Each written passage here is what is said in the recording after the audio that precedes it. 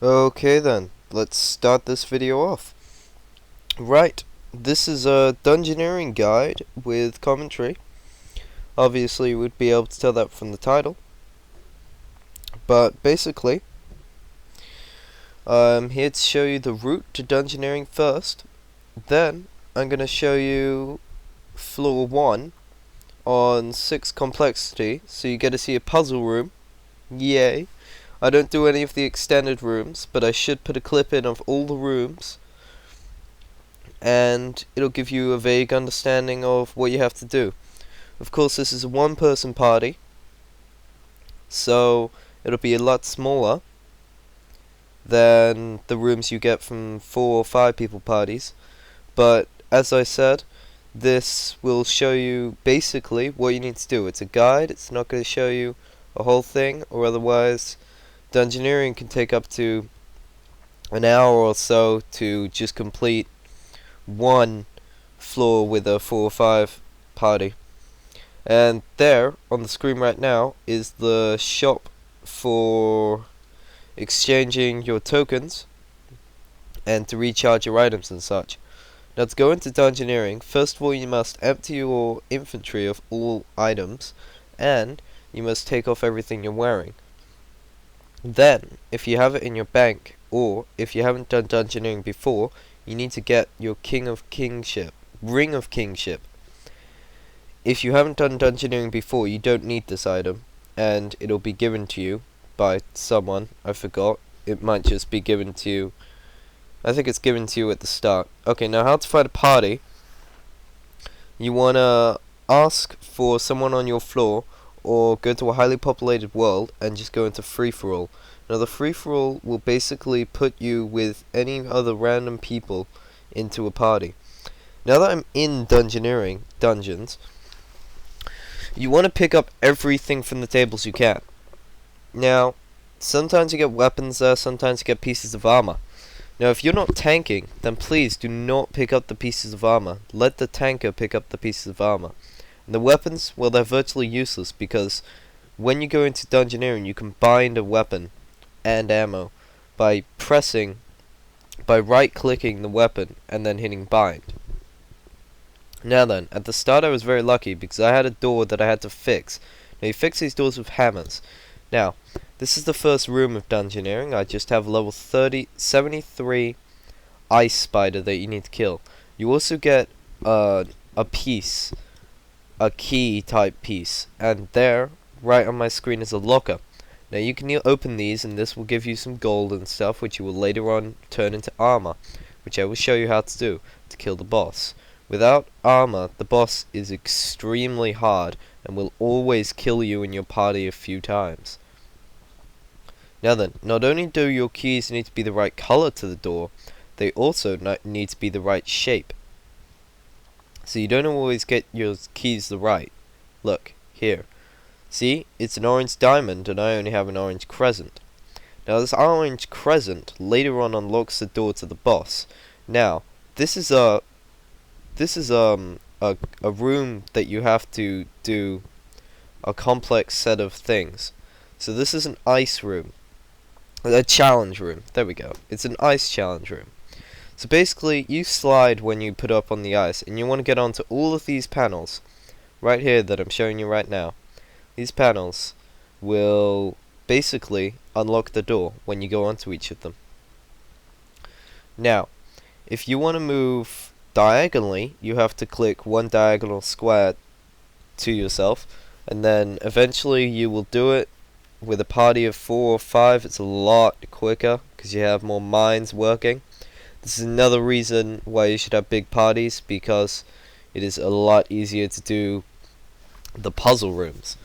Now then, most of the time you just go into these standard monsters rooms, and I'm showing you here again. I picked up a key in this room, and still I'm not able to use my Crimson Crescent key. So don't get mad when you can't use your keys. See, it's an orange corner key instead of an orange crimson key, which is pretty annoying sometimes because you need to go back and forth a lot in this new skill or mini game, whatever you want to call it. I like to call it a mini game. It's just a big mini game.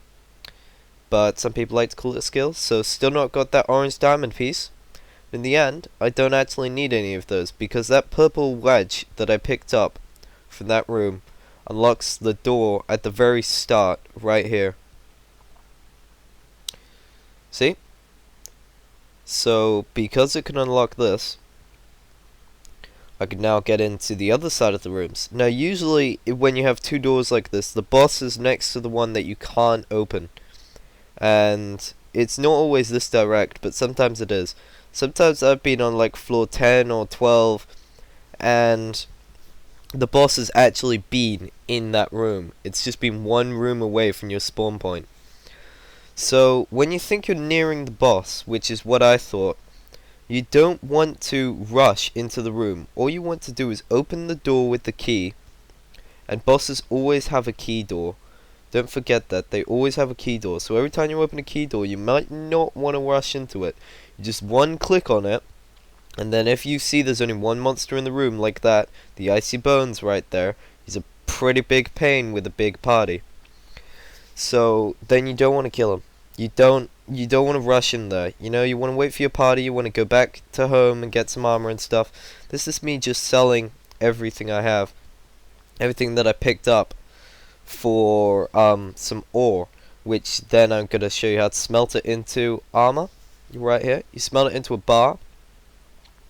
With more people, you can mine the ores and stuff. And when you get into the bonus rooms, you get more cash, you get to mine the things, and usually everyone can have a full of this armor. But for the demonstration, I didn't want to spend too long in the dungeons, so I've only got enough to make a half set. So basically you want to start off with some plate legs and a helm, and then you want to move on to the plate body if you can afford that. Then the boots and gloves are very good. The boots and this is only tier 6 armor. So usually you want to have some better armor for situations where you have a bigger party, higher floors, or a bigger boss. Now the tier 6 armor will take 50 defense to wield and 50 smithing, I'm pretty sure. It's either 50 or 60 smithing.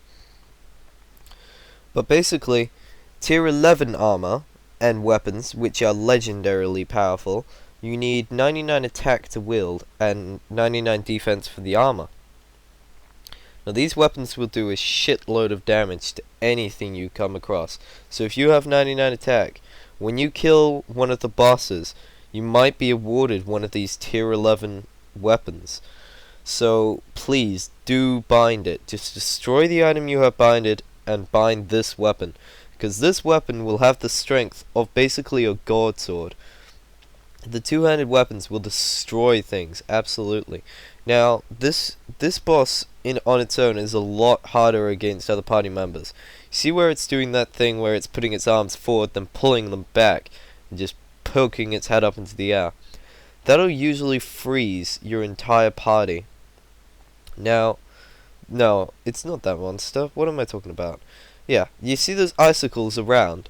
That'll block the party off from coming into them. They can't go through those icicles, and if they're standing there at the time, then they'll be skewered by the icicles. Now, as you see, it's quite easy for me to take him, because he's only level 153, but on the later floors you get harder monsters and higher levels.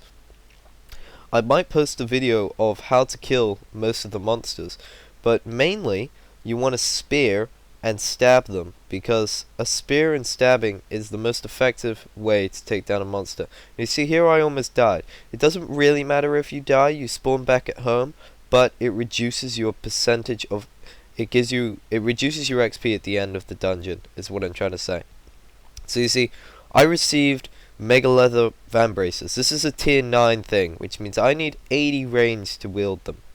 Now, I can't wield them because I have a newbie ass range, but you never want to bind armor unless it's really, really good armor, like a tier 11 armor, which I also don't have 99 defense. So here is the EXP screen. When you complete the floor, this is only floor 1, so I didn't get much XP at all, compared to some of the later floors. You get it like floor 13 and stuff, you can get up to 5 or 10,000 XP per the floor. So I only got 32 XP. And then it goes through all the things you did, and it gives you multipliers for the XP you're going to receive and the tokens you're going to receive. Now the tokens you receive are your XP divided by 10, so if you get 30 XP like I did, you only get 3 tokens. Well, that's all for dungeoneering, so goodbye.